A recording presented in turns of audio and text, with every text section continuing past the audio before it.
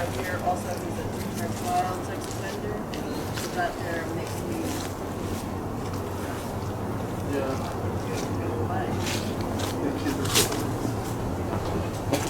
I promise he's not.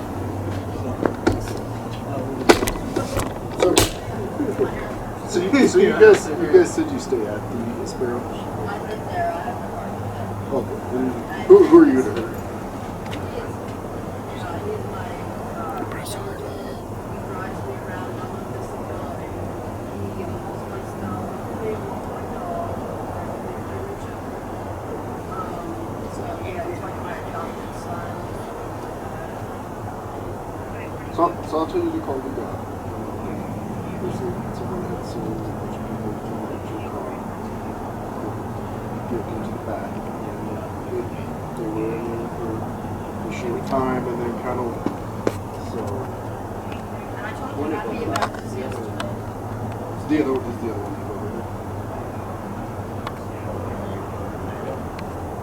So what were they getting in the car for?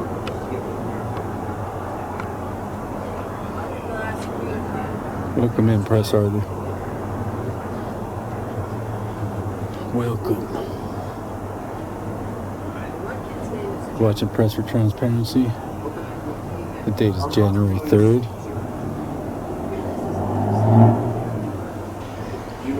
The time is about 5:45 p.m.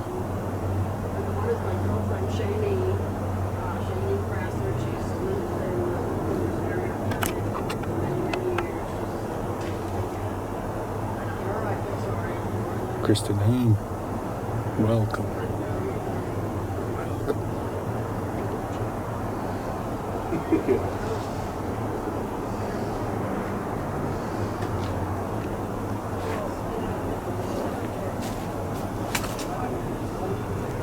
So I'm just gonna be straight up honest and ask: is there any narcotics in the vehicle?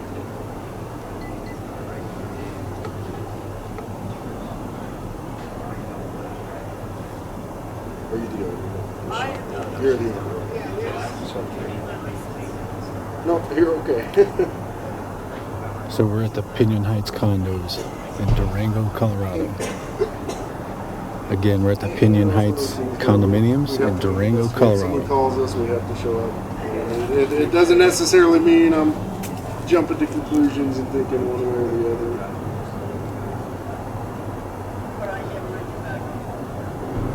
Welcome in, Kristen.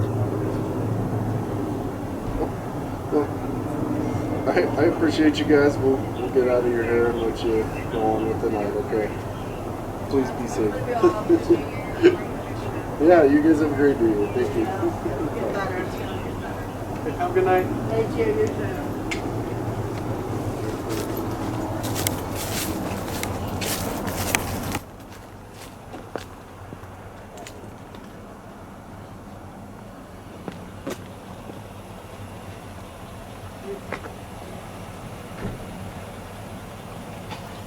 Hey, you mind telling me what the pullover was for?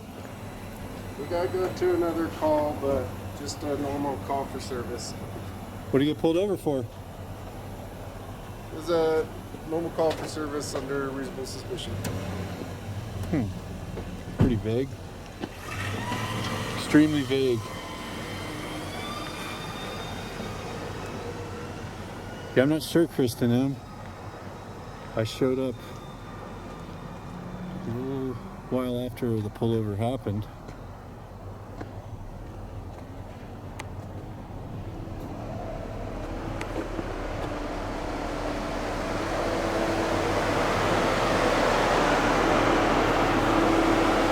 Do you want to talk?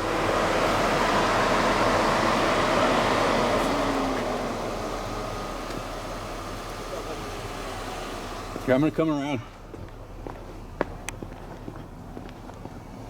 How are you? I'm doing well. How you doing? I'm okay. That was just a little ridiculous. I apologize for the lights and stuff. Oh, no problem. You mind telling me what it was about? Yeah, well, we were just at Espero. She lives there, and people are moving out from that field right there, and we've been helping people put loads in the car and taking stuff over and back.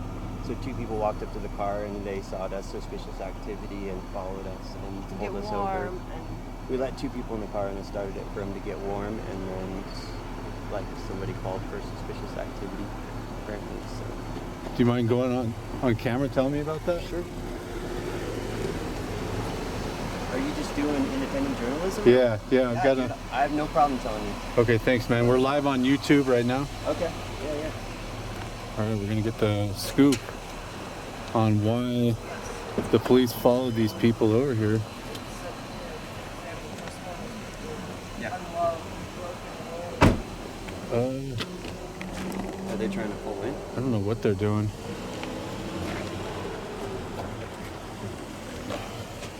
Hi. That's my parking spot. I apologize. We just got pulled over. I'll move right now. Okay, thanks.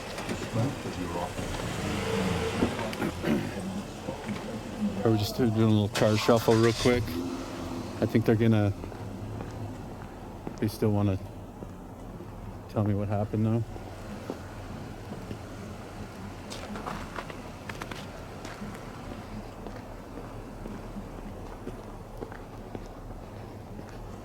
We're gonna get the scoop, guys. We're gonna figure out what happened.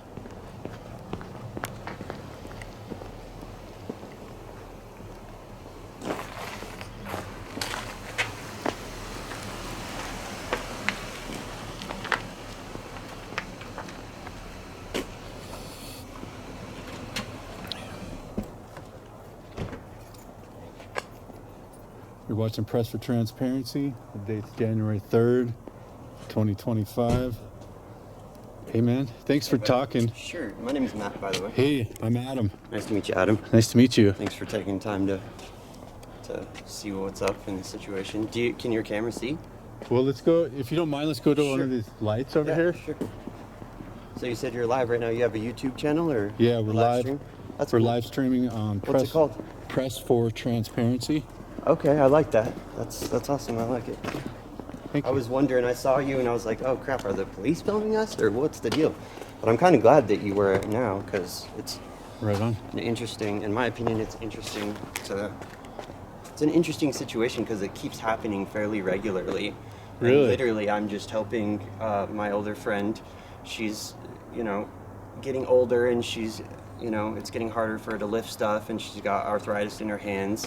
It's harder for her to drive, so, and I have a license, so I help her drive. I drive her places, to doctor's appointments, whatever. And she has friends that are homeless in the community here, and they live outside, and they keep getting run off of different spots after they're being told that they can stay there. And they keep getting ticketed until they move, and I'm talking 3, 4, 5 tickets, and then they end up moving, and then it happens again. So we've been periodically helping people move from spot to spot and loading the entire vehicle to the top and the top of the car and the bike rack with all their stuff, moving them to new places. But because it's illegal to camp inside city limits anywhere, they keep getting told that they can go to a spot, and then they get ticketed, and then they get kicked out. So I help them move.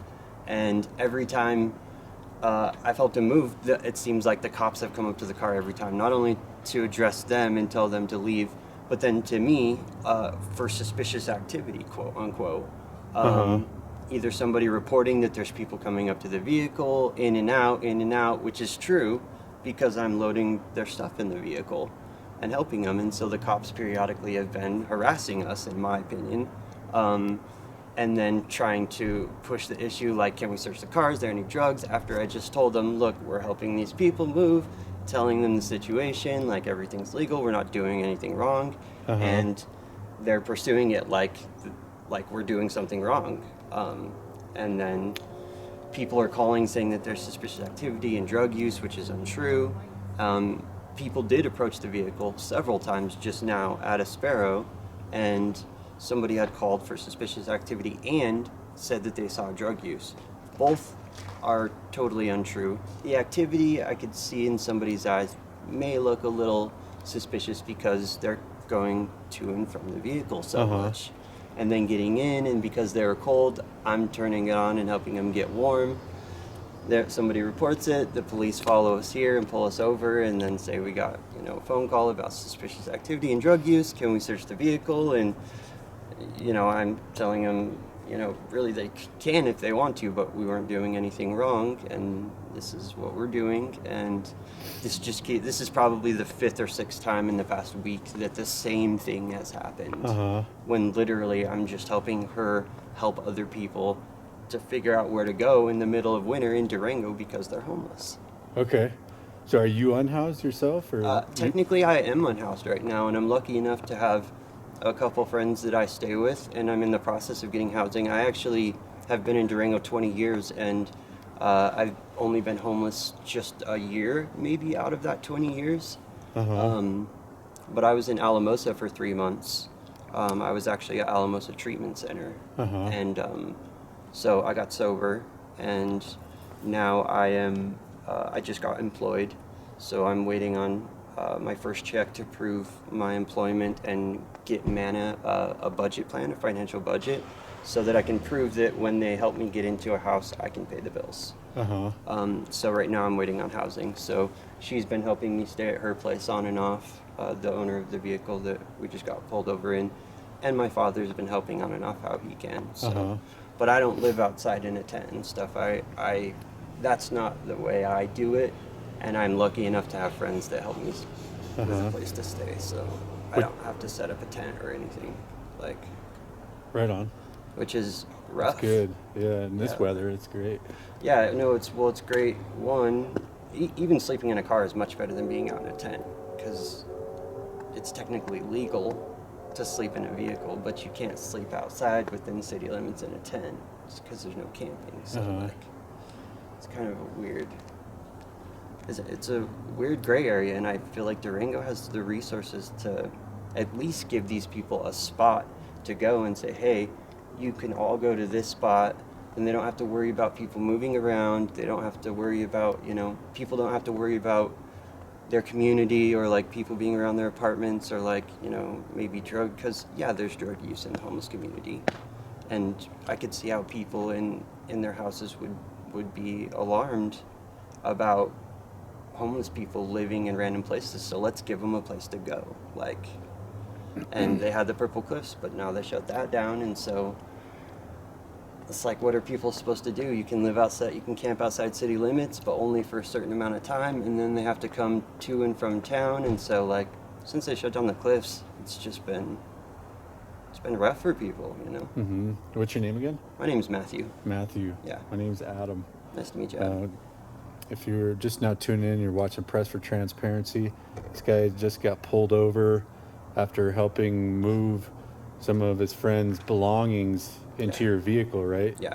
To move away from an area that where the police didn't want them camping anymore. Yeah, it's like the area between Espero Apartments and the tech center, and the cemetery in the field there. So apparently they were told they could stay there, and then now they're being moved. So what they wanted was that anybody that was staying in the field in between Espero and the tech center and the cemetery would need proof that they're applying for housing, that they're attempting to get housing.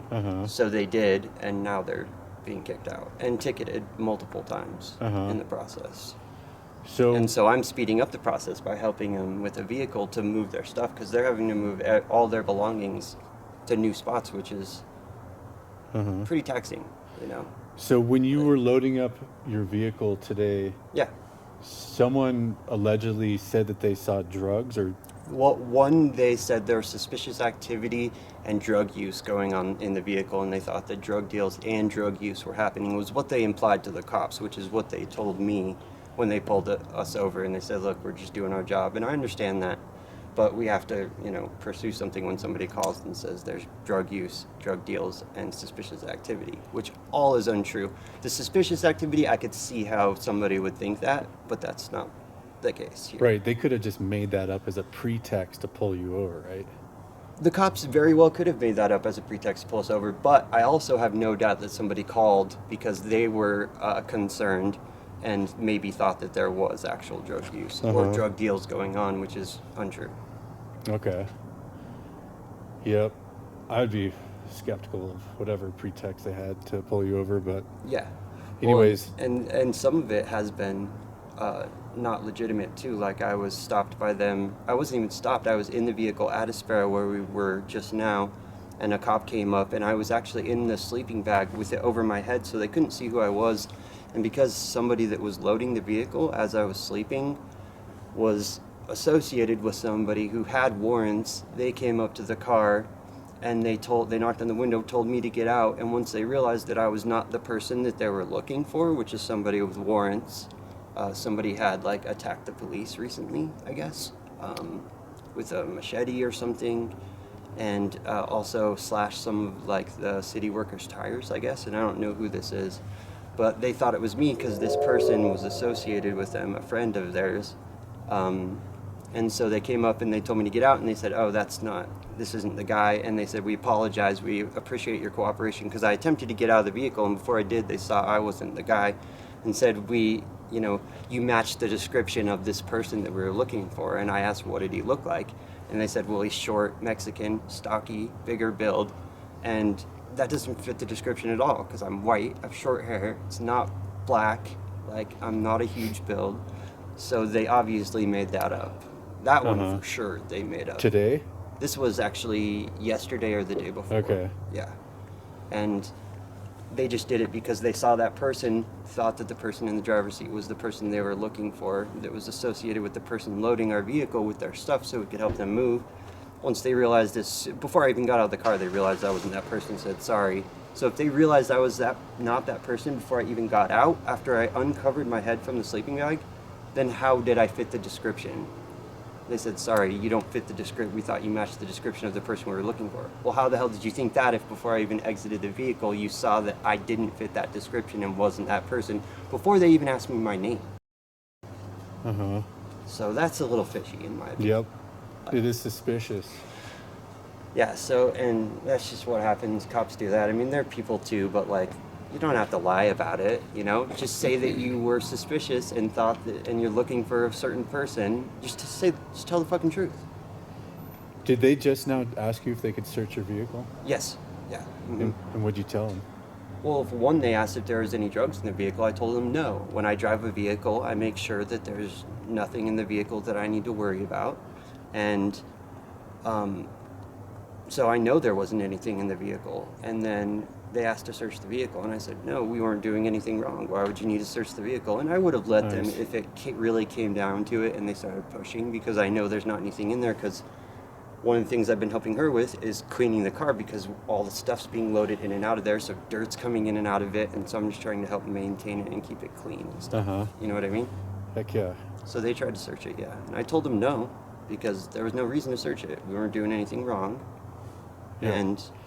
And I know there's no drugs in the vehicle, so... You have a Fourth Amendment right to be securing your person's papers and effects. Exactly. And, somebody's suspicion of something going on, suspicious activity is not grounds to search a vehicle. Just because somebody says something, that doesn't give somebody the right to search a vehicle. And I would have let them anyway, just to prove there wasn't anything in there, but I didn't need to, because we didn't do anything fucking wrong. So... There you go. Yeah. Yeah, man. Good job, and standing your ground, and telling them that. You didn't want them to search your vehicle when you didn't have anything to be ashamed of, or exactly any reason for them to search, and it's not their right. No. And after everything was said and done, the cops saw that, okay, they're not doing anything wrong. We apologize for taking your time. Have a good night, be safe. So I told them, have a good night, be safe. Heck yeah. Well, so I always try to encourage people to assert their civil rights up to the point of arrest. Absolutely. And I haven't always done that, and a lot of the times unlawful things happen, and you got to know your rights. Heck yeah.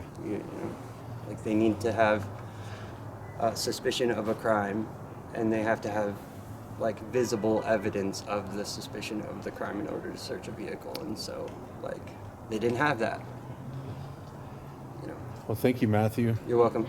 I'm not gonna take up any more of your time tonight. Cool. I hope your channel does well. And what was it called again? It's called Press for Transparency. Press for Transparency. I'll check it out as soon as I get back to Wi-Fi. I'm waiting to turn my phone on, but somebody in the process of all this, when I left the phone in her vehicle, stole my SIM card. So now I have to buy another SIM card, and yeah. Okay. But as soon as I get my phone going again, I'll check it out. Press for transparency. Yeah. I got you. Just the normal English I'll words. I'll have to check it out. Heck yeah. Thank you, Matthew. Cool, man. I'm going to end the live stream now. Thanks everybody for Cool. joining. Yeah. I'm going to get going. Appreciate you all. Have a good night.